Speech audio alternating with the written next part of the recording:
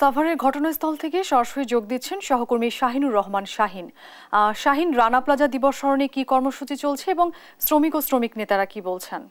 ওয়ারিন, আপনাকে ধন্যবাদ। আমি কিন্তু এই মুহূর্তে আছি রানা প্লাজার ঠিক যে ট্র্যাজেডি ঘটেছিল সেই ট্র্যাজেডির সামনে আছি। গত আপনি জানেন যে 2013 সালে এই 24শে এপ্রিল কিন্তু এই ট্র্যাজেডি ঘটনাটি ঘটে। তখন কিন্তু 1135 জনের প্রাণহানির ঘটনা ঘটে, এমনটি কিন্তু আমরা দেখতে পাচ্ছি। এবং সেই সাথে আপনাকে জানিয়ে রাখি যে এই সকাল থেকে কিন্তু বিভিন্ন শ্রমিক সংগঠনের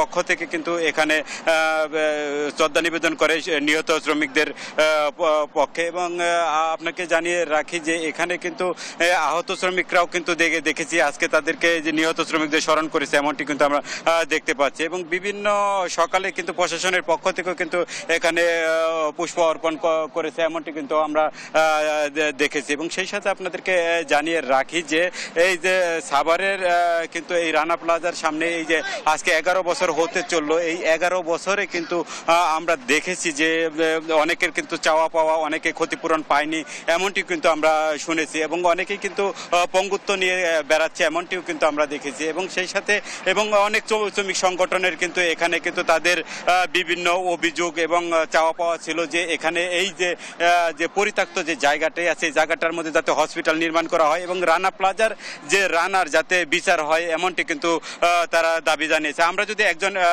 শ্রমিক নেতার সাথে কথা বলার চেষ্টা করি যে আসলে যে আপনারা কি চাচ্ছেন এই 11 বছর পরে এসে।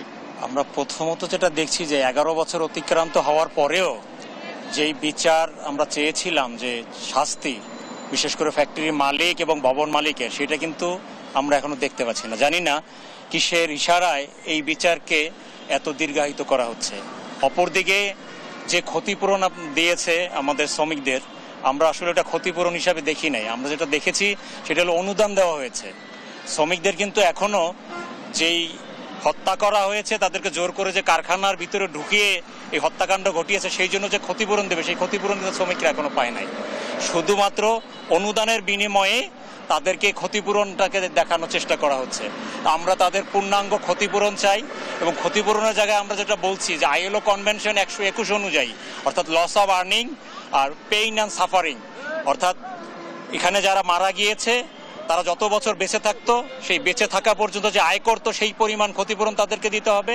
আর যারা এখন বেঁচে আছে, পঙ্গুত্ব বরণ করেছে, তাদেরকে পেইন এবং সাফারিংয়ের জন্য ক্ষতিপূরণ দিতে হবে। সেটা আমরা দেখতে পাচ্ছি না। 11টা বছর ধরে কিন্তু আমরা সেগুলো বলে যাচ্ছি।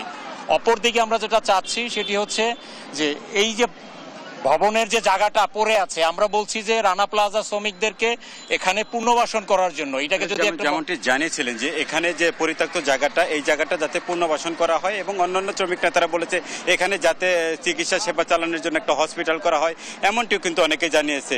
এই ছিল রানা প্লাজার সামনে থেকে ওয়ারিন। শাহিন, আপনাকে ধন্যবাদ। দর্শক, সাভার থেকে যুক্ত হয়েছিলেন আমাদের সহকর্মী।